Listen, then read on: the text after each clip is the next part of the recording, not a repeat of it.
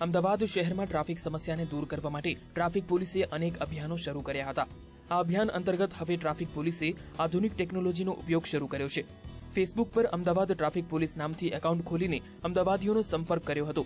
અમદાવાદીઓએ પણ ટ્રાફિક પોલીસની ઝુંબેશને આવકારી છે અને તેઓ પણ ટ્રાફિક નિયમનના અભિયાનમાં જોડાયા છે। સને 2011 થી આ પેજ ફેસબુક ચાલુ કરવામાં આવેલી અને વચ્ચેના ટાઈમમાં થોડો ટાઈમ 1 થી 1.5 વર્ષ જેટલો સમય બંધ રહેલી, ફરીથી અમે આવ્યા પછી એને રીઓપન કરી છે અને રીસ્ટાર્ટ કરી છે। અગાઉ 3000 કરતાં વધારે મેમ્બરો હતા, જેથી એ ફેસબુકનું પેજ અમારે ચાલુ રાખવું એવું અમે માનેલું। આજની તારીખમાં 4530 કરતાં વધારે મેમ્બર છે। ફેસબુક પર ટ્રાફિક પોલીસે શરૂ કરેલા અભિયાનમાં અમદાવાદીઓ પણ પોતાની સમસ્યા અને સૂચનાઓ મોકલતા હોય છે।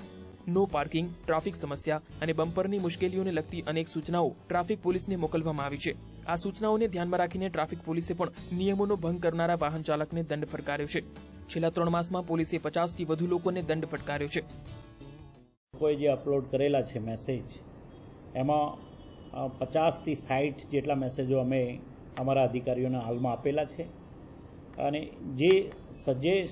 જે અમને સજેશન તરીકે જે મૂકેલા છે એવા પણ મેસેજો અમે અમારા પ્લાનિંગ શાખામાં પણ મોકલી અને એના ઉપર અમે કાર્યવાહી કરી રહ્યા છીએ। ટ્રાફિક પોલીસની જાગૃતતા માટે ફેસબુક પર શરૂ થયેલી ઝુંબેશથી ટ્રાફિક પોલીસને સફળતા મળી છે।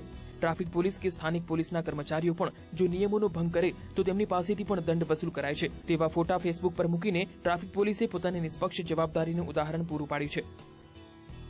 કેમેરામેન દશરથ ઠાકોર સાથે અનિતા પટણી, VTV, અમદાવાદ।